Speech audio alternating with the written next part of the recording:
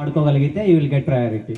అదంతా కాకుండా యాక్చువల్లీ మీరందరూ స్పోర్ట్స్ ఆడుతూ ఉన్నారు కాబట్టి మీలో ఏదైనా చేంజ్ గమనించారా? మీకు స్పోర్ట్స్ ఆడిన వాళ్ళకి మీరు ఫిట్గా ఉంటారు, ఓకే. అది కాకుండా ఇంకేమున్నాయి?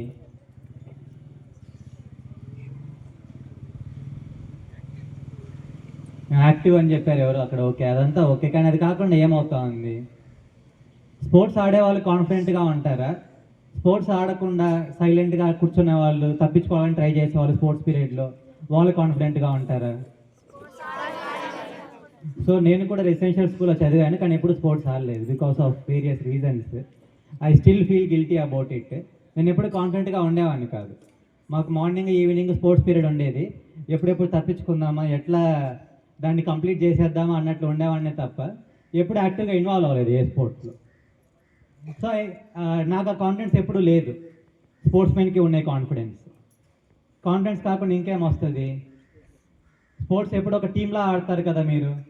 ఇప్పుడు ఇండివిజువల్ అథ్లెటిక్ ఈవెంట్స్ తీసేస్తే, గేమ్స్ తీసేస్తే స్పోర్ట్స్ అన్ని టీంలా ఆడతారు. సో 10 మంది, ఇప్పుడు వాలీబాల్లో 6 కలిపి ఆడతారు ఎక్స్ట్రా ప్లేయర్స్ని తీసేస్తే. టీమ్గా ఆడడం వల్ల మీకు వచ్చే లాభం ఏంటి?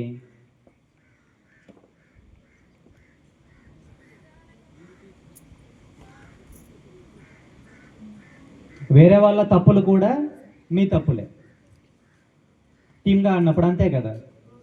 ఇప్పుడు 6 టీంలో ఉంటే అందరూ బెస్ట్ ప్లేయర్స్ ఉండరు, ఒకరో ఇద్దరు బెస్ట్ ప్లేయర్స్ ఉంటారు, 2-3 యావరేజ్ ఉంటారు, 2-3 బిలో యావరేజ్ ఉంటారు. సో టీం ఎప్పుడు గెలుస్తుంది?